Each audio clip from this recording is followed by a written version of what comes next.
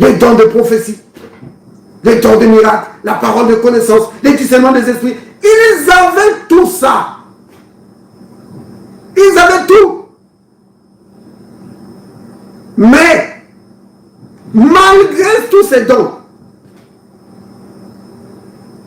ils restaient quand même des bébés. C'est ça qui est terrible. C'est pourquoi je l'avais dit une fois. J'ai dit que la manifestation des dons dans la vie d'une personne, ce n'est pas le témoignage de la croissance. Souvent on confond ça. On pense que parce que quelqu'un, il a le don de prophétie, mais très fort, alors, quand il prêche, tout ce qu'il dit là, c'est la vérité. Mais non. Mais non. Celui qui a le don de prophétie ou n'importe quel don, de miracle ou de don de guérison, il doit aussi prendre du temps à grandir dans sa vie spirituelle, à grandir dans la connaissance de la parole. Oui, il doit prendre du temps pour ça. Et notre croissance spirituelle, je l'avais déjà dit, que c'est une mesure sur l'échelle de la stature parfaite de Christ. Oui. Frère Lucien, que le Seigneur te bénisse. Sœur Thérèse. Amen, que le Seigneur te bénisse aussi. Amen. Sœur Aurore, soyez bénie. Amen, vous aussi. Amen, amen. Ok. On va dire tous ensemble. Hein? On va dire tous ensemble. Père, merci d'avoir fait de moi ton enfant. Père, merci d'avoir fait de moi ton enfant. Tu prends soin de moi. Tu prends soin de moi. Et je ne manquerai de quoi que ce soit. Et je ne manquerai de quoi que ce soit. Tu es le bon berger qui prend soin de moi. Tu es le bon berger qui prend soin de moi et de ma famille. Béni sois-tu, Père. Béni sois-tu, Père. Au nom de Jésus. Au nom de Jésus. Amen. Amen. Ok, on va prendre prenons 1 Pierre. 1 Pierre, chapitre 2. À partir du premier verset. Alors, les Écritures disent ceci. Rejetant donc toute malice et toute ruse, la dissimulation, l'envie et toute médisance, désirez comme des enfants nouveau-nés le lait spirituel et pur, afin que par lui vous croissiez pour le salut.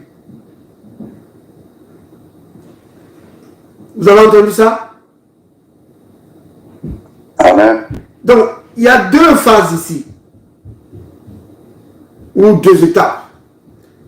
La première étape, c'est quoi? C'est rejeter, c'est-à-dire refuser la malice, la ruse, la dissimulation, l'envie et toute médisance. Ces choses-là, il faut les rejeter. Pourquoi? Parce que ça va t'empêcher de grandir. Vous voyez? Donc l'apôtre Pierre est en train de dire ici que si tu veux grandir, n'entre pas dans ces genres de choses. La dissimulation. Donc c'est les gens qui vivent une vie cachée, qui cachent les choses. Et après tu te découvres, hein? C'est ça qu'il fait. Vous voyez? Le chrétien n'a pas une vie, comme on dit, ne rentre pas dans la vie privée. Non! La vie du chrétien est vraiment, c'est comme ça. À la maison, comme à l'église, c'est la même chose. Il vit une vie, sa vie est comme ça. Comme une pizza. Tu peux voir. Vous voyez? Il n'y a pas de trucs fourrés, non. Tout est là, devant les yeux. En réalité, bien aimé, le chrétien, on doit le voir comme il vit à la maison. Quand personne ne te regarde là, personne de l'église n'est là avec toi, tu es là tout seul. Qu'est-ce que tu fais? Si tu en profites pour faire des trucs, alors ça, la Bible dit que c'est la dissimulation. Vous voyez? On nous dit on doit rejeter ça. Tu dois refuser ça. Je ne vais rien cacher. Rien. Pas de coups fourrés. Pas de ruses. Malice. Tu refuses ça. Tu dis je refuse ça dans ma vie. Et en même temps, tu te nourris du lait spirituel et pur. C'est quoi ça? C'est la parole. Afin que par lui, tu grandisses, tu croisses pour le salut. Maintenant, bien aimé, vous avez remarqué, hein, on dit ici, on parle du lait. Le lait, c'est pour les bébés, n'est-ce pas? C'est ce qu'on donne aux bébés pour qu'ils grandissent.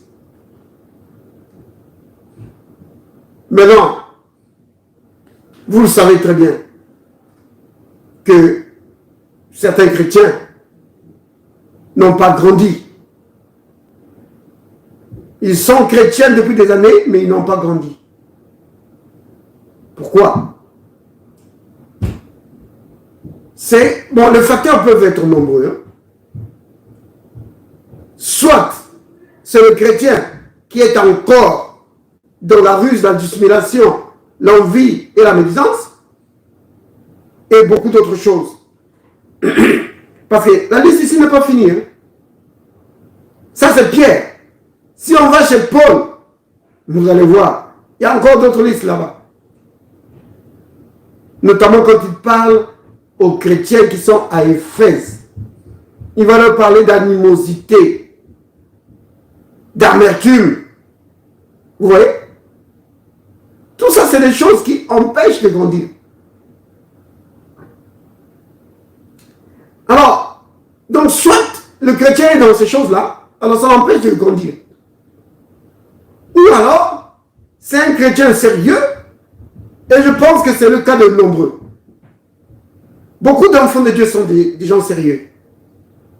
Ils sont venus à la parole parce qu'ils veulent vraiment marcher avec le Seigneur. Oui, et j'en connais beaucoup. Et vous aussi, je pense que vous en connaissez beaucoup. Je connais beaucoup de chrétiens, mais vraiment des chrétiens sérieux. Mais ils n'ont pas grandi dans la parole. Tout ce qu'ils connaissent, c'est les choses de leur groupe. Les choses de leur fondateur. Ce que leur fondateur a dit. Mais les choses de l'évangile de Christ, ils ne connaissent pas. Et ça les empêche de grandir. Vous voyez? Donc, dans ce cas, on peut dire que le lait n'a pas été donné. Le lait n'a pas été donné. C'est-à-dire, mais oui, frère, nous leur donnons du lait. Non. Si le lait est donné aux enfants de Dieu, la Bible ne dit pas, oh, ils pourront grandir, vous savez. Non. La Bible est claire. La Bible dit, si tu prends le lait de la parole, si tu prends ça, la croissance va être là. Ce n'est pas une histoire, ce n'est pas une question hypothétique, non. C'est la réalité. Ce lait spirituel est tellement riche. Oui. C'est tellement riche. Quand on te donne ce lait, tu dois grandir. Tu peux pas rester le même chrétien ignorant des choses de l'esprit. Non. Tu grandis. Oui. Vous comprenez? Et le lait doit être donné aux enfants de Dieu. C'est capital. Quand certains déjà ne savent même pas s'ils sont nés de nouveau ou pas, s'ils ont le Saint-Esprit ou pas, ils ne savent pas. Ça veut dire que le lait n'a jamais été donné. On a donné les doctrines des hommes, des règles des hommes, des règles, des règles, des règles, des règles. C'est ça la religion. La religion donne des règles. Donc, ils te donnent une suite de règles et ils te disent, voilà, tu veux plaire à Dieu, alors, telle règle, telle règle, telle règle, suis ça. Si tu suis ça, tu es agréable à Dieu. Si tu ne suis pas ça, tu n'es pas agréable à Dieu. C'est ça la religion. Règle sur règle. Vous comprenez bien, aimé? Donc, le lait spirituel et pur de la parole te donne la croissance. Et Dieu a établi ses serviteurs pour ça. Vous comprenez? Les serviteurs de Dieu ont été établis dans l'Église pour donner parce que la parole de Dieu, dans une certaine phase ou dans une certaine étape de ta vie, ça va être du lait. Et la même parole, à un certain moment de ta vie, ça va être la nourriture solide. Parce que tu as besoin de la nourriture solide. Vous comprenez? Parce que le lait, pour un adulte, il ne peut pas se nourrir que de lait. Un adulte a besoin de la nourriture solide. Parce qu'il a besoin de plus d'énergie. Vous voyez? C'est important.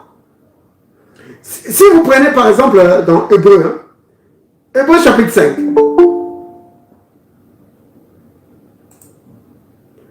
Si vous prenez dans Hébreu au chapitre 5, bon, les théologiens disent qu'on ne sait pas qui a écrit les livres des Hébreux. Mais le style fait penser vraiment à l'apôtre Paul. Le style de l'écriture du livre d'Hébreux fait penser vraiment à l'apôtre Paul. Regardez. Alors maintenant, verset 12. Donc, Hébreux 5, verset 12. Vous, en effet, qui depuis longtemps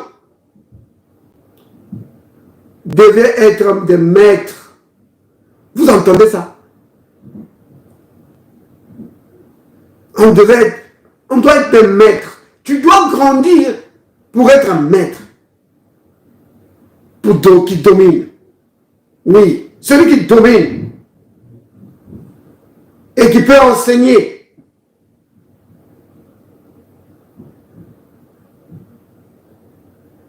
Vous avez encore besoin qu'on vous enseigne.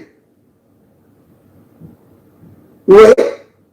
Un maître ici, là, c'est quelqu'un non seulement qui domine, mais qui enseigne, dans le sens d'un enseignant, celui qui enseigne. Mais, au lieu qu'il enseigne les autres, il a besoin d'être enseigné lui-même. Pourquoi? Parce qu'il n'a pas grandi.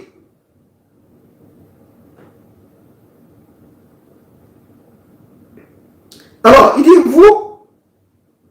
vous avez encore besoin qu'on vous enseigne les premiers rudiments des oracles de Dieu.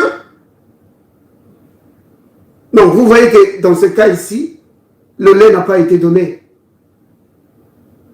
Parce que les rudiments de la parole n'ont pas été assimilés.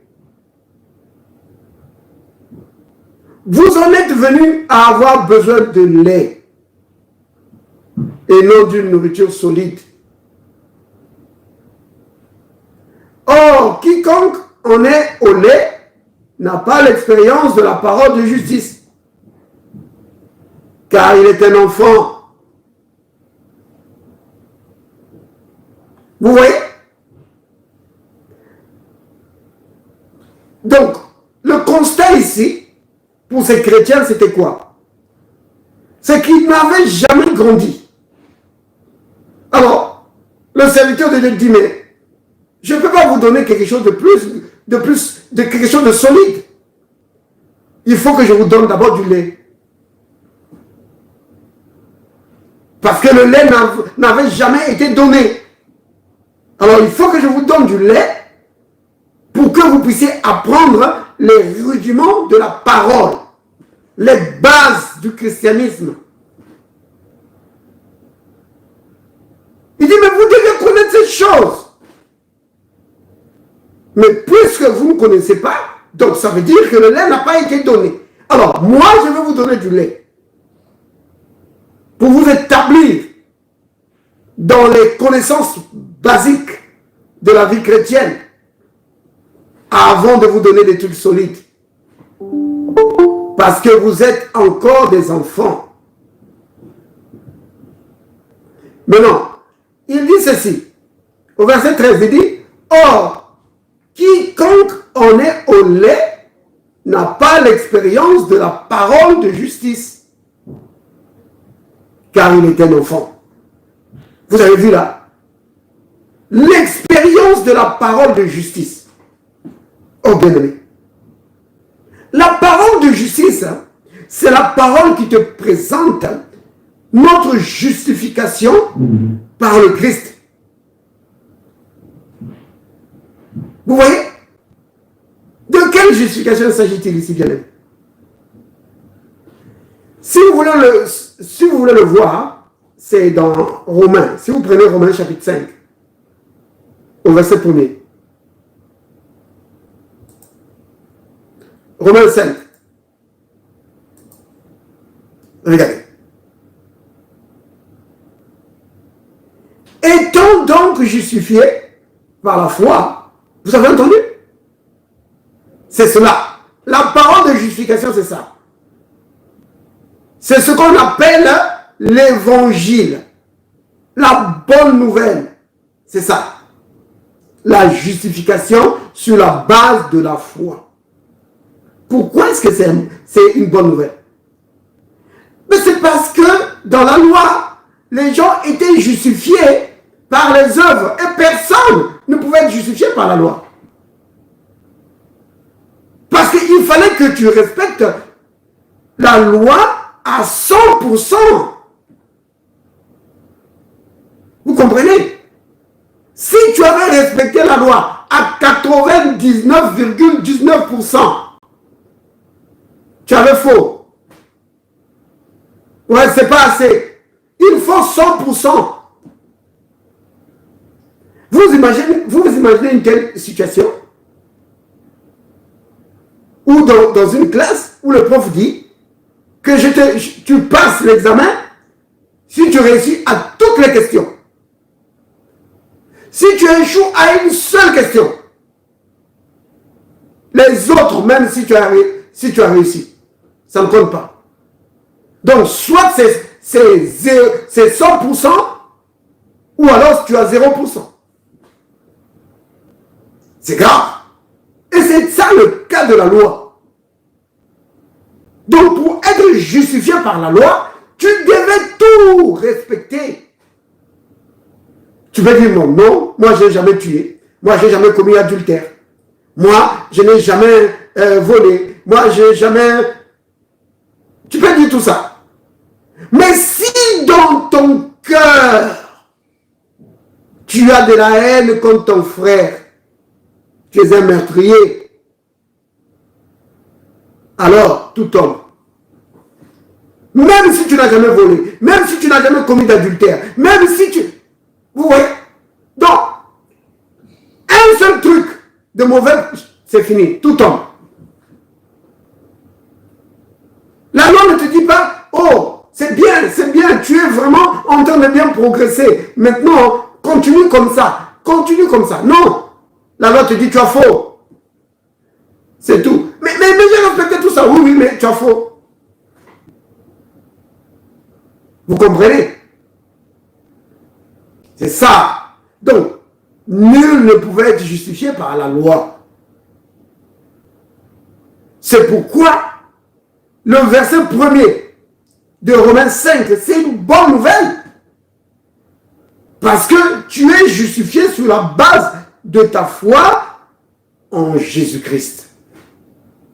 Étant donc justifié par la foi, nous avons la paix avec Dieu par notre Seigneur Jésus-Christ. Vous voyez? Oh oui. La justification par la foi établit la paix entre le croyant et Dieu. Vous comprenez pourquoi c'est important? Entre toi et Dieu, c'est maintenant un climat de paix. Oui, vos relations sont apaisées. C'est pourquoi la justification, dans la pratique, ça veut dire avoir le droit d'être ami de Dieu. Avoir le droit de se tenir dans la présence de Dieu. Vous comprenez? C'est cela. C'est quelque chose que les gens de l'Ancien Testament vraiment n'avaient pas. Ils ont rêvé. Oh, ils rêvaient à cela. Comme David, il dit, oh, j'aimerais, s'il y a une chose que je désire ardemment dans mon cœur, c'est de me tenir dans le temple de Dieu. Oui, je veux rester dans le temple de Dieu. Pas simplement parce que c'est le temple de Dieu, mais c'est parce que c'était là où se trouvait la présence de Dieu. Vous voyez? Donc, qu'est-ce que David cherchait? Il cherchait la communion avec Dieu. Oui, il cherchait la communion avec Dieu, être ami avec lui, rester dans sa présence. Mais il ne pouvait pas. Comme il n'était pas sacrificateur, il ne pouvait même pas entrer dans les saints des saints où se trouvait la présence de Dieu. Il ne pouvait pas. Seul le souverain sacrificateur y entrait. Et encore, le souverain sacrificateur n'avait droit d'y entrer qu'une seule fois l'année, une seule fois par année. Vous vous rendez compte? Une seule fois. Mais nous, bien-aimés, Dieu a fait de nous sa maison. Oui, il a fait de nous sa maison, l'endroit où il se sent à l'aise. Vous comprenez? Donc, tu peux maintenant être dans la communion avec Dieu toute ta vie. 24 heures sur 24, 7 jours sur 7, la présence de Dieu est là avec toi. Vous comprenez? De quoi je suis en train de parler? Je suis en train de parler de l'avantage de la justification. La justification te donne accès à la présence de Dieu. La justification te donne accès à la communion avec Dieu. Vous comprenez? Il faut comprendre ces choses. Parce que si tu ne les comprends pas, Hébreux 5, comme on a vu tout à l'heure, dit que tu ne peux pas grandir. Tu ne peux pas grandir. Pourquoi? Parce que tu auras toujours conscience du péché. Chaque fois, tu vas toujours te considérer, moi je suis un pauvre pécheur, moi je ne suis rien, moi je ne suis rien, mes prières ça vaut rien. Donc, vous comprenez? Tu vas toujours te sentir vraiment que tu ne peux pas t'approcher de Dieu, vraiment que tu n'es pas assez saint, que tu n'es pas assez affermi, que tu n'es pas assez chrétien. Vous voyez? Donc, si tu ne comprends pas que Dieu t'a nettoyé, qu'entre lui et toi, il n'y a pas de problème. Oui, tu peux être son ami. Si tu ne comprends pas ça, tu ne peux pas grandir. grandiras pas. Et chaque fois, l'ennemi viendra jouer avec toi. Pour te dire quoi? Toi, tu oses prier, toi. N'est-ce pas toi qui es sorti avec cette femme-là? N'est-ce pas toi qui es sorti avec ce monsieur-là? N'est-ce pas toi qui as volé là-bas? N'est-ce pas toi qui as fait ceci? Oui, oui. Oh Dieu, tu vois, je suis un pauvre pécheur. Et chaque fois, tu vas rester là. Et l'ennemi va t'attacher là. Tu vas rester là. Bébé. Dieu veut que tu grandisses, mais toi, tu ne peux pas grandir. Toi, tu ne peux pas grandir parce que tu te considères toujours que tu n'es pas assez vraiment chrétien. Vous voyez? C'est pourquoi la Bible dit que celui qui est encore enfant, il n'a pas la maîtrise de la parole de justice. Tu dois avoir la maîtrise de la parole de justice. Oui. Comprendre que tu n'as pas besoin de demander 1000 fois pardon à Dieu pour qu'il te pardonne. Oh Seigneur, pardonne-moi. Oh Seigneur, pardonne-moi. Oh Seigneur, pardonne-moi. Combien de fois? Oh, 100 fois. Ok. Il me reste encore 100 fois. Comme ça fait 200. Non! Vous comprenez? C'est vraiment important de comprendre ces choses.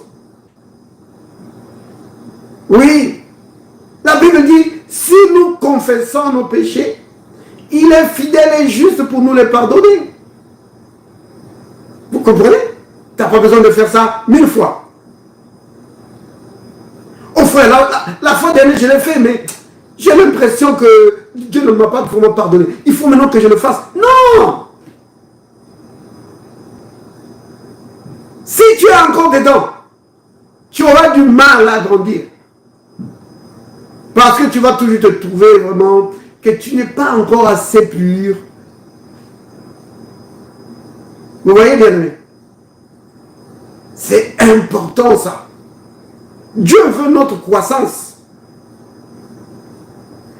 Et si tu veux grandir spirituellement, tu dois accepter que tu es vraiment ce que la parole de Dieu dit que tu es. Oui. Quand la parole de Dieu dit que tu as été justifié par la foi en Jésus, quoi cela? Que c'est la vérité. Donc, justifié, ça veut dire être déclaré non coupable. Acquitté. Donc, ça veut dire que Dieu ne trouve pas de faute en toi. Oh là là! Vous comprenez ça? Dans un être humain, oui, Dieu dit, je ne trouve pas de faute en toi. Et tout ça pourquoi? Parce que tu as accepté Jésus.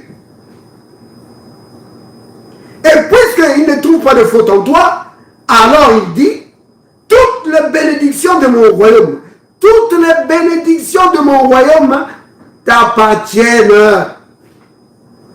Vous voyez? Vous voyez quel accès maintenant tu as à Dieu? Tu as accès à sa personne et tu as accès à toutes ses bénédictions. C'est cela, l'évangile de la justification. L'évangile de justice, c'est ça.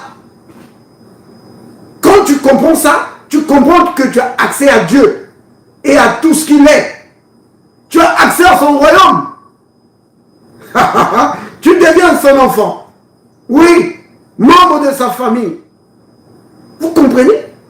Par conséquent, quand tu prends des décisions, le ciel dit Amen. Oui. Quand tu dis cette affaire ne se réalisera pas, le ciel dit Amen. Quand tu dis je détruis toutes les œuvres de Satan, le ciel dit Amen. Quelqu'un va dire oh frère, c'est vrai ça? Ben oui. C'est pas moi qui le dis, c'est la Bible qui le dit. C'est dans Matthieu, chapitre 18 au verset 18. Il dit, c'est le Christ qui le dit. Hein? Le Christ n'est pas un menteur.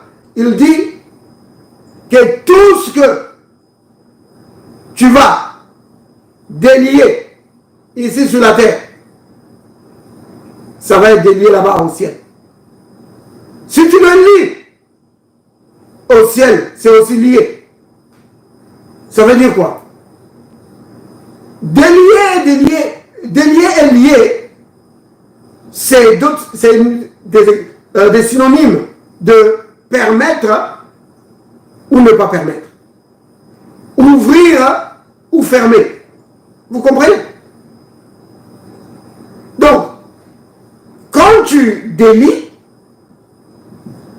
ça veut dire que tu ouvres ou tu permets.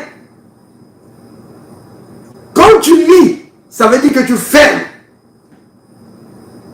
ou que tu interdis. Et le Christ dit que tout ce que tu vas lier ou tu vas interdire, tu vas fermer, au ciel on va faire la même chose. Vous savez ce que ça veut dire?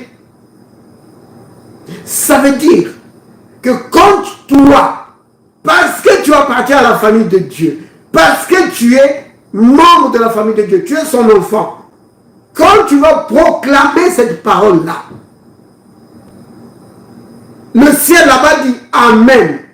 Ça veut dire que le ciel déploie des moyens. Oui. L'armée céleste est lâchée. Il dit, allez, empressez-vous d'accomplir cela. C'est ce que ça veut dire. Oui. Vous comprenez? Oh oui, c'est cela. C'est vraiment important, bien aimé, de comprendre cela. C'est ce que te donne l'évangile de justice. Tu vois, donc quand tu comprends ces choses, alors tu ne peux que grandir. Mais souviens-toi, bien aimé, tout dépend de ta foi. Vous comprenez? Tu dois croire, comme je l'ai dit tout à l'heure, que tu dois croire que tu es vraiment ce que la parole de Dieu dit que tu es. Et que tu possèdes vraiment ce que la parole de Dieu dit que tu possèdes. Donc quand la parole de Dieu dit que tu as été justifié grâce à ta foi en Jésus, tu dis Amen. Il n'y a plus de problème entre moi et Dieu. Nous sommes en paix. Oui, il est mon Père et je suis son enfant. Tu dois croire ça. Mais si un jour, à cause des pensées de Satan, parce que c'est lui qui va amener des pensées bizarres, qui va te dire, oh, tu penses que vraiment, avec tout ce que tu as fait là, tu penses que Dieu t'a vraiment pardonné. Si tu commences à remettre en question, tu dis, ah oui, peut-être qu'il ne m'a pas pardonné. Ah oui, peut-être que si tu entres dans ces pensées-là, ça veut dire que tu ne marches plus par la foi. Tu abandonnes la foi dans la parole pour croire les pensées de doute que l'ennemi injecte. Alors, à partir de ce moment-là, tu vas voir que tu vas dégringoler. C'est pourquoi vous voyez les chrétiens qui montent et après, bon, ils sont en bas. Et ils montent, après ils sont en bas. C'est comme ça. Ils n'arrivent pas à se baser, à se positionner sur la parole. Ils regardent seulement à leur sens. Comment est-ce qu'ils se sentent? Quand ils se sentent bien, que ces jours-ci, il a été à l'église, il n'a raté aucune réunion. Et alors là, ils se sentent bien. Ils disent, oh, oui, Dieu est avec moi. Alléluia. Non. Tu dois baser vraiment ta foi sur la parole, pas sur tes sentiments. Que moi, je pense que peut-être que l'Esprit de Dieu m'a quitté. comme certains disent. Que parce que tu t'es fâché et alors l'Esprit de Dieu t'a quitté. Bien aimé, Le Saint-Esprit n'est pas un SDF qui voyage de lieu en lieu. Il quitte là, il se met ici, après ce n'est pas un nomade. Vous comprenez? Le Christ dit qu'il va envoyer son esprit pour qu'il demeure avec toi, pour qu'il demeure avec nous. Vous comprenez? Le Saint-Esprit n'est pas un nomade. C'est vraiment important. Tu es la maison de Dieu, là où ils se sentent à l'aise. Donc, je suis en train de vous dire toutes ces choses pour vous montrer, bien aimés, l'importance de comprendre la parole de justice. Parce que c'est ce qui va t'aider. C'est ce qui va t'aider à grandir, bien aimé. Ça va t'aider à grandir. C'est vraiment important. C'est cela l'évangile. La puissance de l'évangile, bien aimé, c'est ça. Ça te fait entrer dans la famille de Dieu. Mais tout ça, c'est sur la base de la foi. C'est-à-dire parce que tu crois ce qui est écrit dans la parole. C'est vraiment important ça. Regardez hein, dans Romains. Romains chapitre 1er. Romains 1, verset 15. L'apôtre Paul dit ceci. Ainsi, j'ai un vif désir de vous annoncer aussi l'évangile à vous qui êtes à Rome. Car je n'ai pas honte de l'évangile. C'est une puissance de Dieu. Vous entendez? Oui. L'évangile là que vous entendez, il y a une puissance dedans. Oui. Une puissance pour amener le salut à quiconque croit.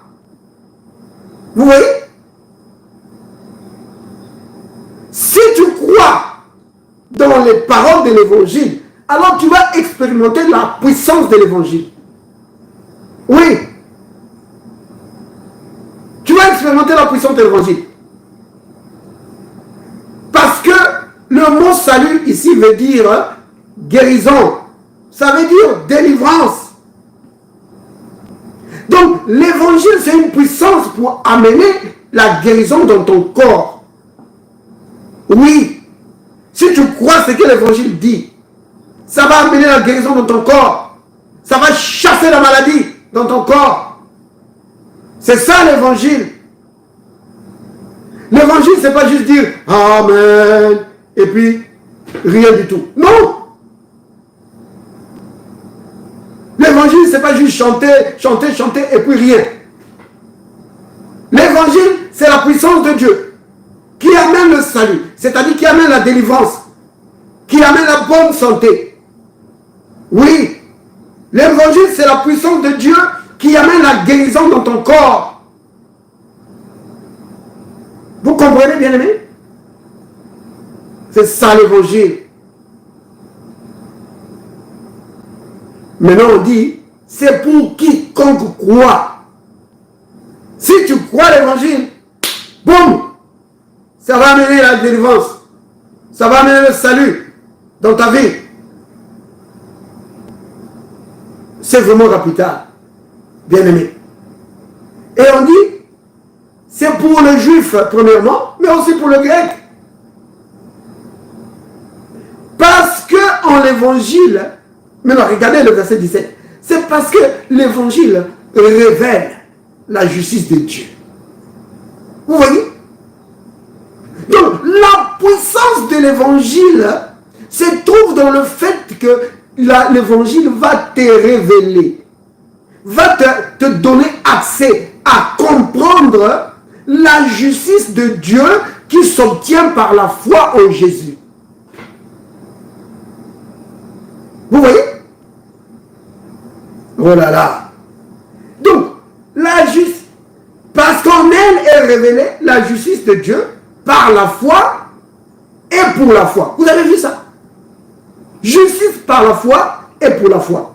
Ça veut dire que c'est par la foi que tu obtiens cette justice. Et que c'est par la foi que tu continues à garder cette justice. C'est ce que j'expliquais tout à l'heure. Que si tu commences à douter du pardon de Dieu, si tu commences à douter de l'amour de Dieu pour toi, tu vas perdre cette justice. Pas devant Dieu, mais devant toi-même. Vous comprenez? Pour Dieu, il te voit toujours juste. Vous comprenez? Parce que Dieu n'est pas comment dire, il n'est pas schizophrène. Hein? Il ne change pas d'idée tout le temps. Non. Dieu, il t'a justifié et devant lui, tu restes juste. C'est-à-dire sans faute. Mais maintenant, toi-même, si par les pensées de ta tête et les pensées qui viennent là, de Satan là, tu commences à douter de son amour pour toi, tu commences à douter de combien tu es important à ses yeux, tu vas voir, tu vas commencer à te considérer sale, tu vas commencer à te considérer pas très bon chrétien et tu vas même t'appeler pécheur. Il dit, oh, moi je suis qu'un pauvre pécheur, je ne suis qu'une pauvre pécheresse. C'est une insulte. Quand tu fais ça, tu insultes Dieu. C'est vrai que tu étais pécheur avant. Mais une fois que tu as été justifié par la foi en Jésus, tu n'es plus pécheur. Tu es maintenant un enfant de Dieu. Vous comprenez? C'est un disant, frère, c'est l'humilité. Parce que si tu dis, je suis enfant de Dieu, c'est l'orgueil. C'est pas l'orgueil. C'est pas l'orgueil. Est-ce que quand le lion, il se présente là, comme un lion, il rugit là, c'est l'orgueil? Non. C'est juste un lion. C'est ce qu'il est. Vous comprenez? Si le lion se présente, s'il pouvait parler, il dit, je suis lion. On va dire, oh, il est orgueilleux. Non. Il est en train de dire qui il est. Et toi, tu ne fais que dire ce que tu es. Et c'est cela la foi. C'est pas de l'orgueil.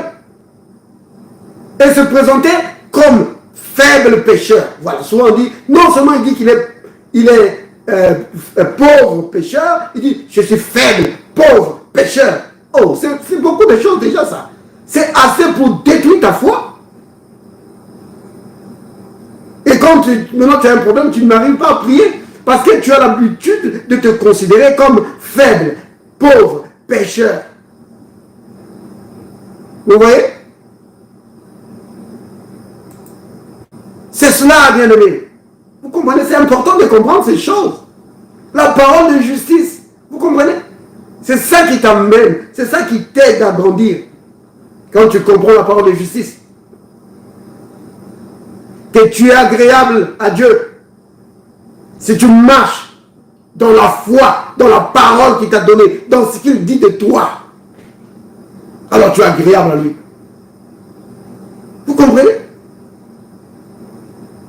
C'est vraiment important de comprendre ces choses. Dieu veut qu'on puisse grandir. Oui. Comme je l'ai expliqué, je crois que c'était hier, que j'ai expliqué, que nous formons un seul corps avec le Seigneur. Vous savez, la Bible dit cela dans Colossiens 1, 18 et dans 1 Corinthiens 12, verset 12 et verset 16, 27 aussi. La Bible montre que nous sommes les membres du corps dont Christ est la tête. Vous voyez? Et le Christ lui-même donne l'image de l'arbre. Il dit que lui, il est le tronc et nous sommes les branches. Vous voyez? Donc nous sommes liés ensemble. Et le Seigneur a besoin de nous. Parce que la tête à elle toute seule, elle ne peut rien faire. La tête peut avoir des projets. La tête peut avoir des idées de bâtir quelque chose, de construire quelque chose. La tête a conçu tout ça. La tête a déjà des plans, a déjà une image de la maison qu'elle veut bâtir. Mais pour la bâtir, il faut maintenant que les membres se mettent en mouvement pour bâtir ce que la tête a conçu. Vous comprenez? C'est pourquoi le Seigneur a besoin de nous. Oui. Oh, je ne vais pas rentrer dans ce qu'on a vu hier. Et donc, je vais continuer parce que là, je veux parler de la croissance spirituelle. C'est vraiment important de grandir. Parce que un corps avec une tête, parce que la tête, le Christ, lui, il est vraiment la perfection. La maturité même, c'est lui. Mais le reste du corps a besoin de grandir. Vous comprenez? Un adulte, donc une tête adulte sur un corps de bébé, ça ne va pas.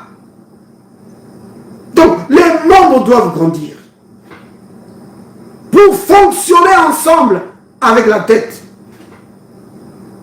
Vous comprenez? Pourquoi nous devons grandir? C'est pour l'efficacité du corps de Christ.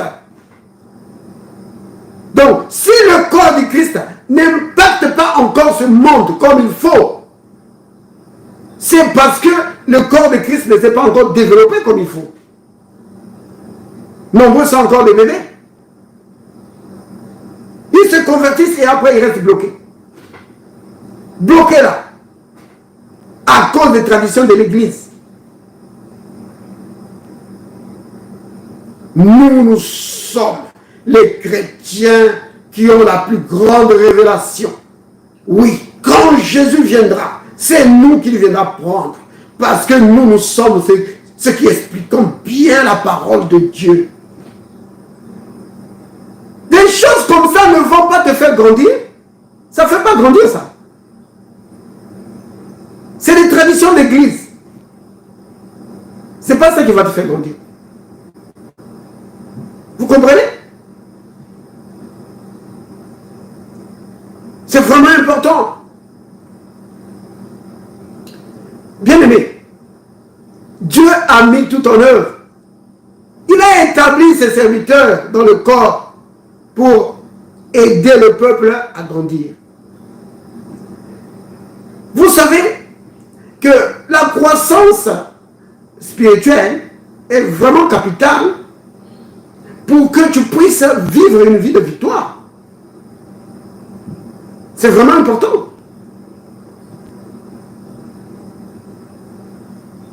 Oh, je l'ai déjà dit, on a déjà cité Galates 4, verset 1er. Vous connaissez, n'est-ce pas? Galates 4, 1. Où il est dit que aussi longtemps que l'héritier est enfant, il ne diffère pas d'un esclave. Oui. Sa vie, il vit la vie d'un esclave alors qu'il est le maître de tout. Or, aussi longtemps, donc Galates 4, c'est affiché, merci d'avoir affiché. Or, aussi longtemps que l'héritier est enfant, je dis qu'il ne diffère en rien d'un esclave. Quoi qu'il soit le maître de tout, c'est ça qui fait mal. Vous voyez, ce qui fait mal, c'est ça. Quoi qu'il soit le maître de tout, il est le maître. C'est lui qui devait régner. Vous comprenez, bien aimé, que Dieu nous a créé la nouvelle création. Vous comprenez ce que c'est la nouvelle création? L'ancienne création, c'est avec Adam. La nouvelle création, c'est avec Jésus. Vous comprenez? Donc, comme il avait fait pour l'ancienne création, donc avec Adam, il fait de même pour la nouvelle création. Pour l'ancienne création, pour Adam, Dieu a dit à Adam, domine sur toute ma création. Donc, Dieu a créé tout dans le but que Adam domine sur ça, que Adam règne sur ça. Vous comprenez? Et pour la nouvelle création, il a fait la même chose. Il veut que la nouvelle création règne aussi. Oui. C'est pourquoi il dit dans Luc 10, verset 19, il dit, voici, je vous ai donné le pouvoir de marcher. Marcher, c'est quoi? C'est dominer. Marcher sur le serpent.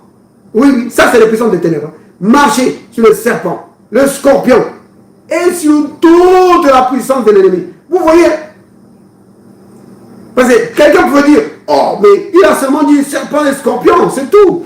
Non, non. Il ajoute, et sur toute la puissance de l'ennemi. Donc, s'il vient comme comment dire, un mandril, s'il vient comme un mandril, Dieu nous a donné autorité pour régner sur toute la puissance de l'ennemi. Je cite le cas de mandril, c'est parce que je connais un cas d'une église. L'église avait du mal à aller de l'avant. Les serviteurs de Dieu qui venaient prêcher dans cette église avaient des problèmes tout le temps. Ils avaient du mal à prêcher l'évangile. C'est comme s'il y a quelqu'un qui leur résistait. Et un jour, alors qu'ils étaient dans le jeûne et la prière, Dieu leur a ouvert les yeux. Ils ont vu, là à l'endroit où se tient le prédicateur, un mandril. Vous savez ce que c'est, hein? Un mandril, c'est un grand singe qui a un visage coloré comme ça. Et qui peut être très, très, vraiment dangereux. Le bien-aimé a ordonné seulement, au nom de Jésus, descends de là et quitte l'église. Le mandril est tombé et sorti de l'église. Oui, ouais, c'est cela. Merci d'avoir mis ça. Donc, vous voyez, on affiche ça là. C'est ça le mandril. C'est lui. Il peut être vraiment dangereux. Alors, donc, il dit que je vous ai donné le pouvoir de marcher sur le serpent, le scorpion et sur toute la puissance de l'ennemi. Quelqu'un va dire, attention, attention, parce que tu ne connais pas, l'ennemi peut t'attaquer. Oh, le Seigneur ajoute, et rien ne pourra vous nuire. Oui. Vous avez entendu ce que j'ai dit tout à l'heure? J'ai dit que tu dois croire que tu es vraiment ce que la parole de Dieu dit que tu es. Tu dois croire que tu possèdes ce que la parole de Dieu dit que tu possèdes. Tu dois croire que tu peux faire ce que la parole de Dieu dit que tu peux faire. Oui. Quand Jésus dit dans Marc 16, verset 17, qu'ils chasseront les démons, tu dis, Amen, je peux le faire. Vous comprenez? C'est vraiment important. Alors, aussi longtemps que l'héritier est enfant, je dis qu'il ne diffère en rien d'un esclave. Oui. Quoi qu'il soit le maître de tout. Mais il est sous des tuteurs et des administrateurs. Oui. Vous voyez un esclave, hein? Quelqu'un règne sur lui, n'est-ce pas? Dieu n'a pas prévu que son église soit dominée par les puissances des ténèbres. Il n'a pas prévu ça. Il a prévu le contraire. Il a prévu que l'église, les chrétiens, que tu sois pasteur ou pas, même si tu viens de croire seulement maintenant là, tu as déjà autorité sur les puissances des ténèbres. Oui. Vous comprenez? C'est important de comprendre ces choses. Et c'est ça qui te fait grandir dans l'esprit.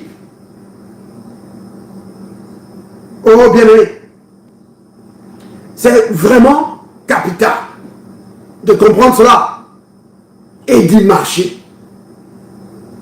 Oh, béni soit le nom du Seigneur.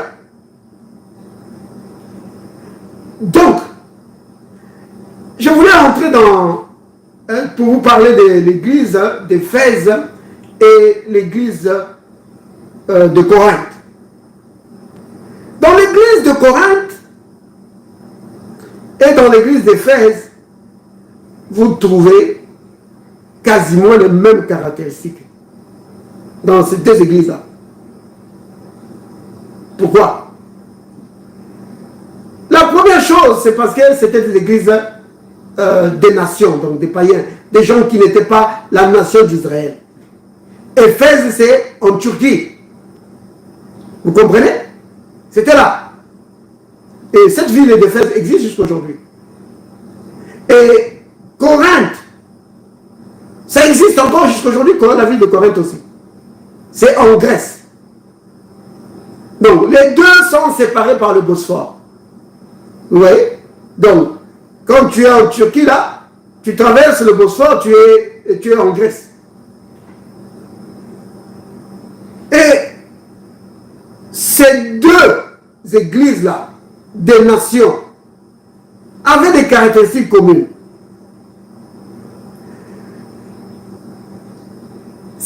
Parce que c'était avant, ils servaient d'autres dieux. Par exemple, à Éphèse, ils servaient Diane, la déesse Diane. Vous voyez? Et après, ils se sont donnés au Seigneur.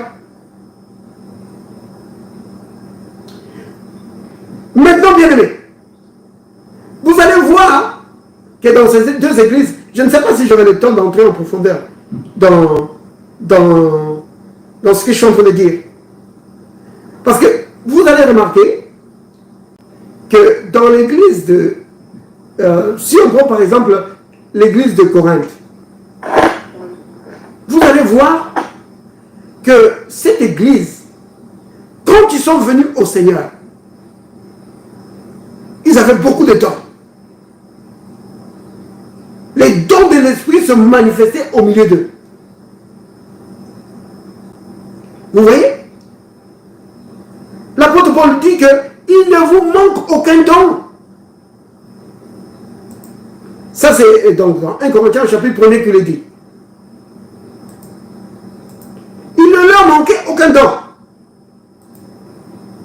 Mais malgré ces dons-là, si vous regardez, si vous prenez donc 1 Corinthiens 1, verset 6, je prends plutôt le verset 5. Il dit, car en lui, donc en Jésus-Christ, il suffit de remonter au verset 4, vous allez le voir.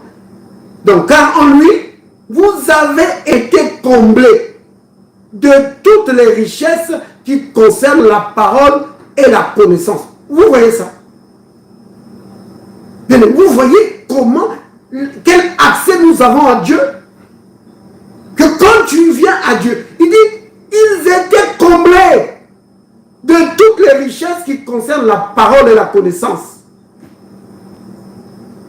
Le témoignage de Christ ayant été solidement, oh là là, solidement établi parmi eux. Comment ça?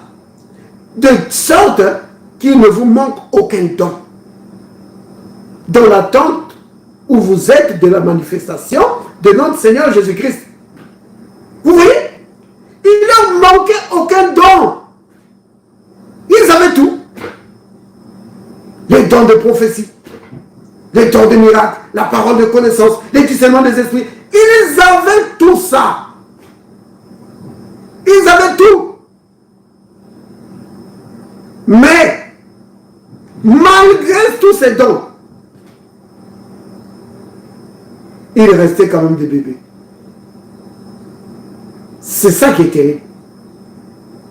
C'est pourquoi je l'avais dit une fois. J'ai dit que la manifestation des dons dans la vie d'une personne, ce n'est pas le témoignage de la croissance. Souvent on confond ça. On pense que parce que quelqu'un, il a le don de prophétie, mais très fort, alors, quand il prêche, tout ce qu'il dit là, c'est la vérité. Mais non. Mais non. Celui qui a le don de prophétie ou n'importe quel don, de miracle ou de don de guérison, il doit aussi prendre du temps à grandir dans sa vie spirituelle, à grandir dans la connaissance de la parole. Oui, il doit prendre du temps pour ça. Et notre croissance spirituelle, je l'avais déjà dit, que c'est une mesure sur l'échelle de la stature parfaite de Christ. Oui, c'est là-dessus qu'on te mesure. C'est comme quand on veut te mesurer, par exemple chez le médecin, tu passes là devant, on met là un instrument et on mesure ta taille. pour voir si tu fais 2 mètres ou si tu fais moins. On mesure ça. Et dans la parole, l'instrument qu'on va prendre, c'est la statue parfaite de Christ. On va dire, regarde-moi ce que tu te trouves sur la statue parfaite de Christ. Est-ce que tu pardonnes comme le Christ? Est-ce que tu manifestes la douceur comme le Christ? Mais moi, je suis apôtre. Oui, apôtre. Nous, on ne discute pas ça. Tu es apôtre. Mais est-ce que tu manifestes le Christ? Vous comprenez? C'est important. Notre croissance, c'est là que ça se voit. Sur la manifestation de l'amour du Christ. Oh bien aimé, il me reste un quart d'heure. Alors, je vais m'arrêter là. Et on pourra continuer plus tard. On va parler. Je pensais que je pouvais parler aujourd'hui de Moïse devenu grand, de l'église de Corinthe et l'église d'Éphèse. Bien aimé, il y a une chose, hein, je vais le dire, mais on va continuer plus tard. Les églises d'Éphèse et de Corinthe sont vraiment similaires. Souvent les gens ont présenté ces églises comme, disons que l'église d'Éphèse était beaucoup plus évoluée, beaucoup plus mature que l'église de Corinthe. Mais quand vous regardez les Écritures, vous allez voir que l'apôtre Paul parle de croissance à l'église d'Éphèse, notamment dans Éphésiens 4. Il dit, ainsi nous ne serons plus des enfants. S'il leur dit ça, ça veut dire qu'ils étaient encore des enfants, n'est-ce pas? C'est pourquoi il leur dit, ainsi nous ne serons plus des enfants. Ils étaient encore des enfants. À Corinthe, c'est la même chose. Il va leur dire la même chose. Vous comprenez? Mais on va voir cela. Et on va voir. L'apôtre Paul va montrer les choses qui n'allaient pas au milieu d'eux. Et il va donner la solution. Il va leur donner la solution pour grandir. On verra ça prochainement. Soyez bénis, bien-aimés. Et nous allons dire tous ensemble, Père, merci pour ta parole. Père, merci pour ta parole. Merci, Père, parce que tu veux ma croissance. Merci, Père, pour ma croissance. Oui, je veux grandir dans la stature de Christ. Oui, je veux grandir dans la stature de Christ. Pour vivre dans la victoire. Et être utile pour le royaume. Pour être un partenaire de Christ. Manifester sa grandeur. Et son excellence au monde. Au nom de Jésus. Amen. Amen. Soyez bénis, bien-aimés.